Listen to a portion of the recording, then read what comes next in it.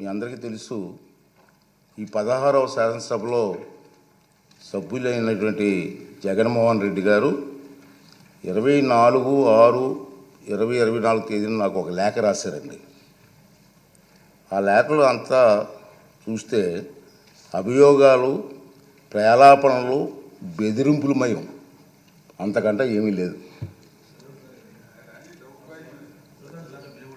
దానికి తోడు తనకు ప్రతిపక్ష నాయకుడి హోదా అర్హత ఉందంటూ అసంబద్ధ వాదన చేస్తున్నారు. మీరందరూ చూస్తున్నారు టీవీలో దీన్ని. కానీ ఆ లేఖలో ఎలాంటి ప్రత్యేక అభ్యర్థన లేదన్న విషయాన్ని మీరందరూ గమనించాలి. ఈ లేఖ రాసిన కొద్ది రోజుల తర్వాత జగన్మోహన్ రెడ్డి గారు ఆంధ్రప్రదేశ్ హైకోర్టుని ఆశ్రయించారు. హైకోర్టు కూడా వెళ్ళారు.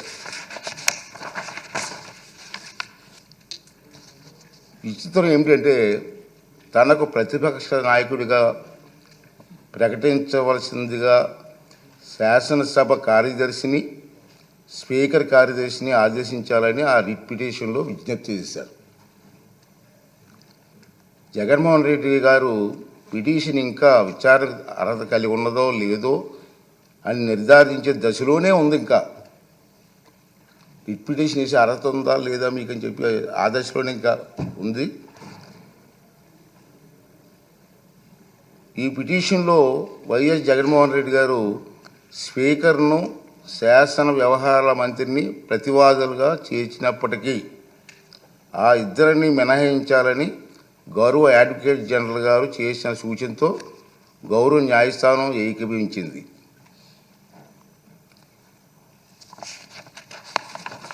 ఈ న్యాయ ప్రక్రియ కొలిక్కి వచ్చే వరకు వేచి చూద్దాం అనుకున్నాను. నేను ఇంకా కోర్టులో పెండింగ్ ఉంది, పెండింగ్ చూద్దాం అని అనుకున్నాను.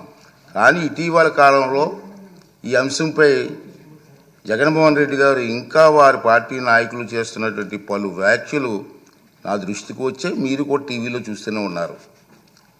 గౌరవ హైకోర్టు స్పీకర్కు సమన్లు జారీ చేసిందని, ఉత్తర్వులు జారీ చేయాలని స్పీకర్ను ఆదేశించిందని జగన్మోహన్ రెడ్డి చేస్తున్న వార్తలు వచ్చాయి. నిజానికి ఈనాటి వరకు హైకోర్టు జగన్మోహన్ రెడ్డి చేసినటువంటి పిటిషన్ విచారణ అర్హత ఉందో లేదో నిర్ధారణే ఇంకా జరగలేదు. వైఎస్ జగన్మోహన్ రెడ్డి గారు ఈ రకమైనటువంటి తప్పుడు ప్రచారం చేయడంలో ఆశ్చర్యపడవలసిన పని ఏమీ లేదని నేను అనుకుంటున్నాను. ఇంచేదంటే 24/6/2024 తేదీ లేఖలో రాసినటువంటి నిరాధార ఆరోపణల ఆధారంగానే ఈ తప్పుడు ప్రచారం సాగించారు. కాకపోతే ఆ దఫా ఆయన కల్పిత వాదనలను, ఆకాంక్షలను గౌరవ న్యాయస్థానానికి ఆపాదించడానికి సైతం వెనకాడలేదు. దురదృష్టవశాత్తు ఇదే ఆయన సహజ శైలి, మనందరికీ తెలుసు. జగన్మోహన్ రెడ్డి గౌరవ న్యాయస్థానానికి ఆపాదిస్తూ ప్రచారం చేస్తున్న అవాకులు, చవాకులు, అసత్యాలు గందరగోళానికి దారి తీస్తున్నాయి. కనుక ఈ రూలింగ్ ద్వారా తప్పుడు ప్రచారానికి తెరదించాలని చెప్పి నేను నిర్ణయించుకున్నాను. అదండి నేను చెప్తాను. ఇది నేను నా రూలింగ్ సార్. ఇది ఈ రూలింగ్లు అన్నీ వస్తాయి. వినండి, లాస్ట్ వరకు ఉంటే. ప్రమాణ స్వీకార కార్యక్రమం చిరకాల సాంప్రదాయాలను అనుసరించే నిర్వహించారు. జగన్మోహన్ రెడ్డిని మాజీ ముఖ్యమంత్రి హోదాలో ప్రస్తుత మంత్రుల తర్వాత శాసనసభ్యునిగా ప్రమాణం చేయడానికి ఆహ్వానించారు.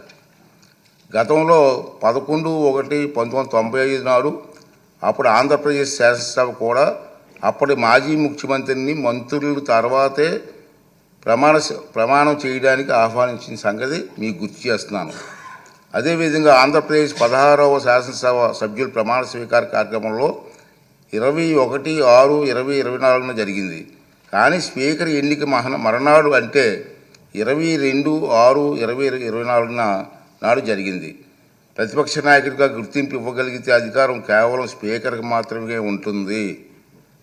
అందుకే సభ్యుల ప్రమాణ స్వీకార కార్యక్రమం జగన్మోహన్ రెడ్డికి ప్రతిపక్ష హోదా నిరాకరించడానికి సూచించిన అన్న వాదన సరికాదు. నిజానికి జగన్మోహన్ రెడ్డి వైఎస్ఆర్సి శాసనసభ పక్ష నాయకుడిగా ఎన్నికైనట్టు 26/6/2024 వరకు మా సచివాలయానికి తెలపలేదు. నెంబర్ 1. అలాంటప్పుడు జూన్ 26 కంటే ముందు, అందున స్పీకర్ ఎన్నిక జరగకముందు ప్రతిపక్ష నాయకుడి హోదా గురించి నిర్ణయం తీసుకోవడం సాధ్యమా? ఇది ఒకటి గమనించవలసిన అవసరం ఉంది. ప్రతిపక్ష నాయకుడి హోదా ఎవరైనా అర్హులా కాదా అనేది కేవలం రాజ్యాంగ సూత్రాలు, కోర్టు తీర్పులు, చిరకాల సాంప్రదాయాల ఆధారంగా మాత్రమే నిర్ధారించగలరు. ఆంధ్రప్రదేశ్ వేతనాల పెన్షన్ చెల్లింపు అనర్హతల తొలగింపు చట్టం 1953లో ప్రతిపక్ష నాయకుడి హోదా ప్రస్తావన ఉంది. ఆ చట్టంలో సెక్షన్ 12B ప్రకారం ఎవరైనా ప్రతిపక్ష నాయకుడి హోదా ఇవ్వాలంటే వారు చట్టసభలో సభ్యులై ఉండాలి. 2, వారు ప్రభుత్వ వ్యతిరేక రాజకీయ పార్టీ సభలో నాయకుడై ఉండాలి. ఇది క్లియర్గా ఉంది. 3, ప్రతిపక్షంలో ఉన్న పార్టీకి అత్యధిక సంఖ్యాబలం ఉండాలి. 4, మరీ ముఖ్యంగా ఆ వ్యక్తి సభాపతి ప్రతిపక్ష నాయకుడిగా గుర్తించాలి. ఒకవేళ అత్యధిక సంఖ్యాబలం గల ప్రతిపక్షాలు ఒకటి కన్నా ఎక్కువ ఉంటే పార్టీ హోదాను దృష్టిలో ఉంచుకొని వాటిని ఏదో ఒక పార్టీ నాయకుడిని సభాపతి ప్రతిపక్ష నాయకుడి హోదా కల్పించవచ్చు. ఈ విషయంలో సభాపతి నిర్ణయానికి తిరుగుండదని సెక్షన్ 12B చెబుతుంది.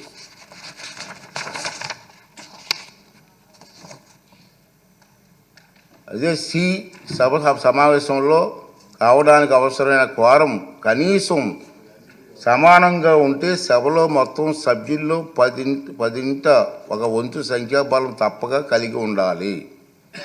ఈ చరిత్రాత్మక డైరెక్షన్ను పార్లమెంట్లో ఆంధ్రప్రదేశ్ శాసనసభతో సహా అన్ని రాష్ట్రాలు చట్టసభల్లోని పాటిస్తున్నారు. గతంలో ఆంధ్రప్రదేశ్ శాసనసభ స్పీకర్ కూడా ఇలాంటి డైరెక్షన్ను నెంబర్ 56 జారీ చేశారు. ఈ డైరెక్షన్కు మూలాలు రాజ్యాంగం చూస్తే 103, 189(3) అధికారంలో ఉన్నాయి. చట్టసభల నిర్వహణ కనీసం 10% సభ్యులు హాజరును వారంగా ఈ అధికారంలో నిర్దేశించారు. ఆంధ్రప్రదేశ్ వేతనాల పెన్షన్ చెల్లింపు అనర్హత తొలగింపు చట్టం 1953 ప్రకారంగా విచక్షణ అధికారాలు వినియోగించే సందర్భంలో స్పీకర్కు మార్గం చూపేది ఈ డైరెక్షనే. ఆంధ్రప్రదేశ్లో 1972-77 మధ్యకాలంలో 5వ శాసనసభను, 1994-99 మధ్యకాలంలో 10వ శాసనసభను